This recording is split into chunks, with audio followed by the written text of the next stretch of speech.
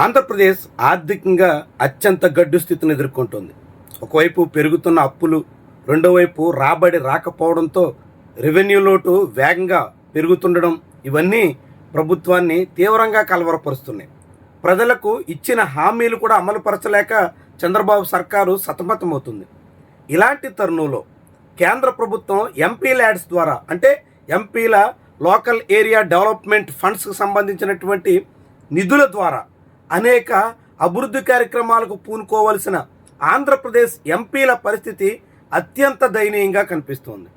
ప్రస్తుతం ఆంధ్రప్రదేశ్లో 25 మంది లోక్సభ సభ్యులుంటే 4 మినహా మిగిలిన 21 మంది కూటమి నేతలే ఉన్నారు.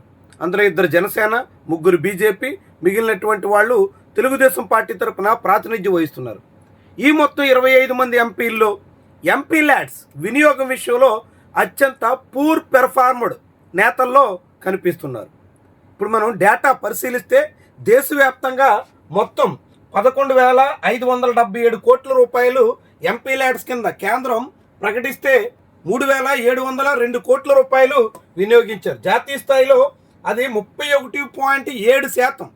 అంటే కేంద్రం రిలీజ్ చేసినటువంటి ఫండ్స్లో 3వ వంతు నిధుల వరకు సుమారుగా ఎంపీలు ఖర్చు చేసుకున్నారు. దేశవ్యాప్తంగా అందరి ఎంపీల లెక్క చూస్తే, అదే ఆంధ్రప్రదేశ్ లెక్క చూస్తే చాలా విడ్డూరం అన్నట్టు.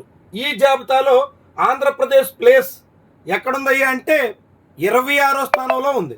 ఫస్ట్ ప్లేస్లో నాగాలాండ్ ఉంది, ఆ తర్వాత అరుణాచల్ ప్రదేశ్ ఉంది, సిక్కిం, మిజోరాం, చిన్న చిన్న రాష్ట్రాలు అన్నీ ముందంజలో ఉన్నాయి, ఈస్టర్న్ స్టేట్స్. ఆ తర్వాత ఉత్తరప్రదేశ్ పెద్ద రాష్ట్రం కూడా 7వ స్థానంలో ఉంది, జార్ఖండ్ 8. సో మిగిలినటువంటి బీహార్, తమిళనాడు 10వ స్థానంలో తమిళనాడు కనిపిస్తుంది, పంజాబ్ 12వ స్థానంలో ఉంది. మిగిలినటువంటి రాష్ట్రాలు మధ్యప్రదేశ్ 13, ఛత్తీస్గఢ్ 14, ఇక అస్సాం 15, వెస్ట్ బెంగాల్ 16. ఇలా అన్ని రాష్ట్రాలు ఉంటే ఆంధ్రప్రదేశ్ మాత్రం ఎక్కడో వెనకబడి 26వ స్థానంలో కనిపిస్తుంది. అంటే ఆంధ్రప్రదేశ్ ఎంపీలు ఎంత పేలవంగా ఎంపీ ల్యాడ్స్ వినియోగించుకునే విషయంలో విఫలమవుతున్నారో, రాష్ట్రంలో అభివృద్ధి కార్యక్రమాలు చేపట్టాల్సినటువంటి నేతలు కేంద్రం నిధులు ఇచ్చిన తర్వాత కూడా వాటిని వినియోగించడం మీద ఎంత నిర్లక్ష్యపూరితంగా సాగుతున్నారో మనందరికీ స్పష్టంగా అర్థమవుతుంది. ఆంధ్రప్రదేశ్ ఎంపీల్లో అత్యధికులు కార్పొరేట్ సంస్థల ప్రతినిధులుగా కనిపిస్తున్నారు. కార్పొరేట్ సంస్థల లాభాలకు సంబంధించి ఏం చేయాలన్న దాని మీద శ్రద్ధ పెడుతున్నారే తప్ప ఎంపీ ల్యాడ్స్ కింద కేంద్ర ప్రభుత్వం నిధులిస్తే ఆ నిధులను తన నియోజకవర్గం పరిధిలో అభివృద్ధికి వెచ్చించాలి, తద్వారా ప్రజలకు అంతో ఇంతో మేలు చేయాలి అనే విషయం మీద ఎక్కడ శ్రద్ధ పెడుతున్నటువంటి దాఖలాల్లో. అందుకే ర్యాంక్ 26. మొత్తం యూనియన్ టెరిటరీస్ అంటే కేంద్రపాలిత ప్రాంతాలు, రాష్ట్రాలు కలిసి 36 ఉంటే అందులో ఆంధ్రప్రదేశ్ ర్యాంక్ 26.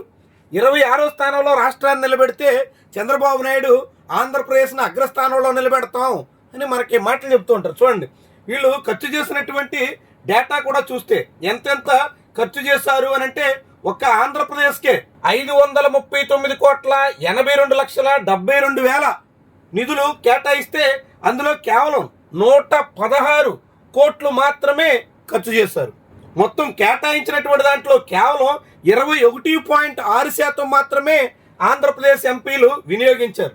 అంటే ఆంధ్రప్రదేశ్లో జాతీయ సగటు కన్నా దేశవ్యాప్తంగా 32% వరకు ఖర్చు చేస్తే ఆంధ్రప్రదేశ్లో అది 22% లోపు మాత్రమే కనిపిస్తుంది. అంటే ఆంధ్రప్రదేశ్ ఎంపీల పెర్ఫార్మెన్స్ ఆయా నియోజకవర్గాల అభివృద్ధి కోసం ఉన్న నిధులు కూడా వెచ్చించడానికి ఎంత అశ్రద్ధ చూపుతున్నారో ఈ లెక్క మనకు కనిపిస్తుంది. ఇందులో కొంతమంది ఎంపీల వివరాలు కూడా మనం చూద్దాం.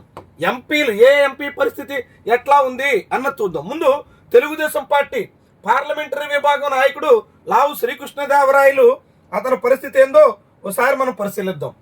లావు శ్రీకృష్ణదేవరాయలు ప్రస్తుతం తెలుగుదేశం పార్టీ పార్లమెంటరీ పార్టీకి నాయకుడిగా వ్యవహరిస్తున్నారు.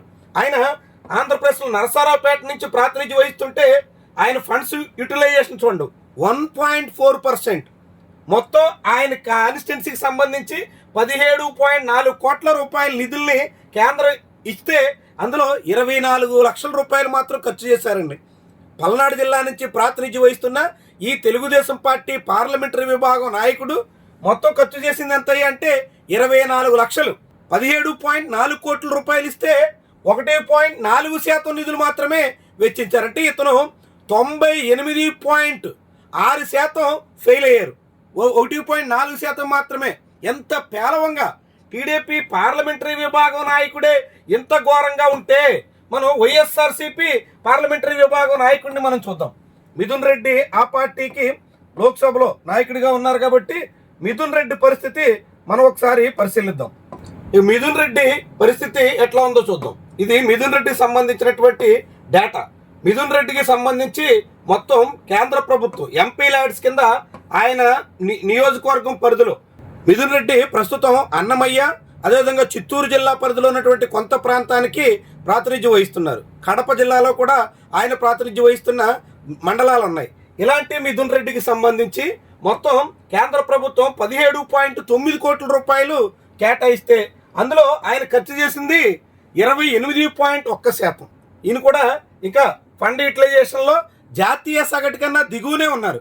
కానీ తెలుగుదేశం పార్టీ పార్లమెంటరీ విభాగం లావు కృష్ణదేవరాయలతో పోలిస్తే కోసింత మెరుగన్నట్టు 28.1%. అంటే ఈయన విపక్షంలో ఉన్నప్పటికి కూడా ఆంధ్రప్రదేశ్లో తన ఎంపీ ల్యాడ్స్ వినియోగంలో కొద్ది మేర మాత్రమే, ఈయన ఇంకా పూర్తిగానే చెప్పాలి, 35% మాత్రం పూర్తి చేయగలిగారు.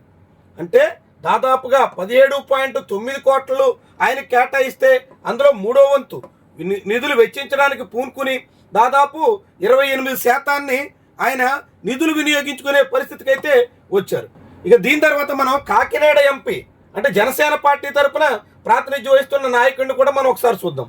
జనసేన పార్టీ తరఫున ప్రాతినిధ్యం వహిస్తున్న తంగేళ్ల ఉదయ శ్రీనివాస్ ఈ పార్టీ తరఫున చూస్తే ఈయనకి 19.9 కోట్లు వచ్చాయి. ఇంకా లావు కృష్ణదేవరాయలకి 17 కోట్లు వస్తే, మిథున్ రెడ్డికి 18 కోట్లు వస్తే, జనసేన పార్టీ తంగేళ్ల ఉదయ శ్రీనివాస్కి 19.9 అంటే 20 కోట్ల రూపాయలు వచ్చాయి. 20 కోట్ల రూపాయల నిధుల్ని కాకినాడ నుంచి ప్రాతినిధ్యం వహిస్తున్న జనసేన పార్టీ ఎంపీకి కేటాయిస్తే ఆ పార్టీ ఎంపీ తన నియోజకవర్గంలో కాకినాడ నియోజకవర్గ అభివృద్ధి కోసం ఖర్చు చేసింది 7.7%. అంటే ఒక ఎంపీ ఎలా తన నియోజకవర్గ అభివృద్ధి కోసం పాటుపడాలో ఎంత మేర వీళ్ళు అలాంటి ప్రయత్నం చేస్తున్నారు ఈ డేటా చూడండి. తెలుగుదేశం పార్టీ పార్లమెంటరీ విభాగం నాయకుడికి 1.4% మాత్రమే నిధులు వినియోగించుకునే తీరుకుంది. వైఎస్ఆర్సీపీ పార్లమెంటరీ విభాగం నాయకుడికి 28.1% నిధులు వినియోగించుకోగలిగినటువంటి పరిస్థితి ఉంటే జనసేన పార్టీ ఎంపీకి 7.7%. అధికారంలో ఉన్నటువంటి కూటమి నేతల తీరు చూడండి. ఇదే క్రమంలో ఈయన 7.7% కదా. మనం ఒక బీజేపీ ఎంపీ ఆంధ్రప్రదేశ్ నుంచి బీజేపీ తరఫున ప్రాతినిధ్యం వహిస్తున్న నరసాపురం ఎంపీ ప్రస్తుత కేంద్ర మంత్రిగా ఉన్న భూపతిరాజు శ్రీనివాస వర్మ లెక్కలు చూద్దాం. ఈయనకి ఏకంగా కేంద్ర మంత్రిగా ఉండి 14.7 కోట్లు కేటాయిస్తే నరసాపురం ప్రస్తుతం పశ్చిమ గోదావరి జిల్లాగా ఉన్న ఆ ప్రాంతానికి ఖర్చు చేసింది 0. బీజేపీ ఎంపీకి గుండు 0. ఆంధ్రప్రదేశ్ నుంచి కేంద్ర సహాయ మంత్రిగా ఉన్న భూపతిరాజు శ్రీనివాస వర్మ నరసాపురం అంటే ప్రస్తుత పశ్చిమ గోదావరి జిల్లాలో కేటాయించిన మొత్తం 15 కోట్ల రూపాయలు వెచ్చించింది 0. అంటే ఎంత చిత్తశుద్ధి ఈ బీజేపీ నాయకుడికి తన నియోజకవర్గ అభివృద్ధి మీద ఉందో మనం ఇట్టే అర్థం చేసుకోవచ్చు. కేంద్ర ఉక్కు గనుల శాఖ సహాయ మంత్రిగా ఉండి కేంద్రం ఇచ్చే నిధుల వినియోగ విషయంలో ఎంత నిర్లక్ష్యం వహిస్తున్నారో, ఎంత అశ్రద్ధ పాటిస్తున్నారో, తన నియోజకవర్గ అభివృద్ధి విషయం మీద ఏమాత్రం శ్రద్ధ పెట్టకుండా సాగిపోతున్నారో మనందరికీ అర్థమవుతుంది. ఇది ఎంపీల పనితీరుకి మనం వచ్చుకి 4 ఎంపీలను చూసాం. లోక్సభలో తెలుగుదేశం పార్టీ నాయకుడికి 1.4% వస్తే జనసేన పార్టీ నాయకుడికి 7.7% నిధులు వినియోగించుకోగల తీరిక దొరికింది. అదే బీజేపీ నాయకుడికి అయితే 0. ఏమాత్రం ఆయనకి అసలు ఖాళీనే లేదు నియోజకవర్గం గురించి. వైఎస్ఆర్సీపీ ఎంపీగా ఉన్నటువంటి ఆ పార్టీ పార్లమెంటరీ విభాగం నాయకుడికి 28.1%. ఇది ఆంధ్రప్రదేశ్లో ఎంపీలు తమకు ఇచ్చినటువంటి అభివృద్ధి నిధుల ఖర్చు మీద ఎంతటి శ్రద్ధ పెడుతున్నారో, ఎలా రాష్ట్రం కోసం వీళ్ళంతా పాటుపడుతున్నారో ఈ డేటా మనకి చాటుతుంది. ఇది పూర్తిగా నిధుల ఖర్చు మీద. ఇక పార్లమెంట్కి అటెండెన్సు, పార్లమెంట్లో వాళ్ళ ప్రశ్నలు, ఇతర పనితీరు ఇవన్నీ లెక్కేస్తే ఆంధ్రప్రదేశ్ ఎంపీలు ఇప్పుడు 26వ స్థానంలో ఉన్నారు. ఆ లెక్కలన్నీ తీస్తే ఇంకా అట్టడుగున ఉంటారు. అంటే ఆంధ్రప్రదేశ్ ఎంపీలు కేవలం రాష్ట్రానికి దిష్టిబొమ్మల్లాగా ఏదో ఢిల్లీలో ఓడబడుస్తున్నట్టు మనకి మాటలు చెప్పడమే తప్ప రాష్ట్ర అభివృద్ధి మీద కానీ, రాష్ట్రానికి రావాల్సిన నిధుల విషయంలో కానీ ఆఖరికి ఎంపీలుగా పార్లమెంట్లో తాము చూపించాల్సినటువంటి ప్రతిభ విషయంలో కానీ ఎక్కడ ఎటువంటి శ్రద్ధ పెట్టడం లేదు అనే దానికి కొలబద్దగా కనిపిస్తారు. మరి ఇలాంటి తీరు మీద ఈ రకంగా ఎంపీలు ఉన్న దాని మీద ఈ ఎంపీలకు నాయకులుగా ఉన్నటువంటి ఆంధ్రప్రదేశ్లో కూటమి నేతలు కావచ్చు, జగన్మోహన్ రెడ్డి కావచ్చు, వీళ్ళంతా ఏం సమాధానం చెప్తారు? మీరేమనుకుంటున్నారు? కామెంట్ రూపంలో తెలియజేయండి.